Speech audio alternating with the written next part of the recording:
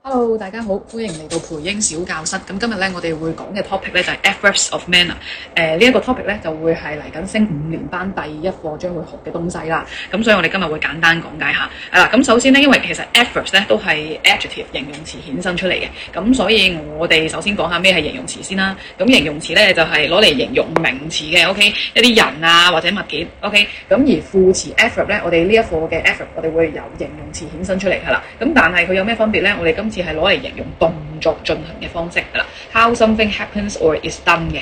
OK，咁下邊舉個例啦，咁呢度有一個同一個形容詞係啦，但係分咗唔同嘅形式啦。一個係用形容詞去出現，一個係用 adverb 嘅形式去出現。好啦，第一個就 She is a quiet girl 係啦，咁呢度係一個形容詞啦 ，quiet。我哋用呢一個形容詞去形容呢一個女仔啊，係一個好安靜嘅女仔。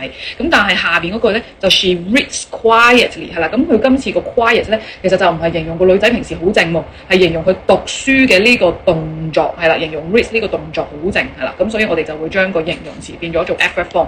咁你留唔留意到有啲咩特別咧？就係會喺個形容詞度加咗 ly 嘅。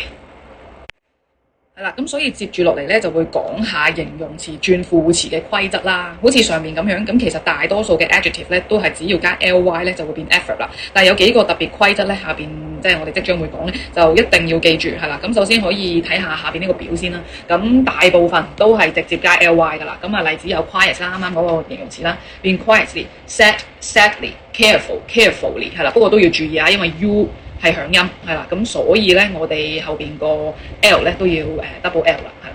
咁 root 咧 rootly 係啦，咁通常 Y 字尾嘅我哋第二種 Y 字尾嘅字就會轉 I 啦，一如既往都係跟住加 ly。noisy 變 noisily 啦 ，hungry 變 hungrily。OK， 又或者咧有啲字咧係 E 字尾嘅 ，OK， 咁我哋就直接加即係唔要個 E 啦，跟住直接加個 Y 就得啦，好似 terrible 啦 ，comfortable 啦呢啲 BLE 尾嘅，咁我哋就直接唔要個 E， 跟住加 Y 就可以啦。但係唔知啱啱有冇留意到咧，上邊呢個 root 咦都係 E 字尾嘅喎，但係呢一個咧又會直接加 ly， 咁所以英文嘅 grammar 上面咧冇嘢係絕對冇嘢係100%嘅，咁所以都係要靠大家謹慎啲啦，記住呢一啲唔同嘅字要點樣轉啦。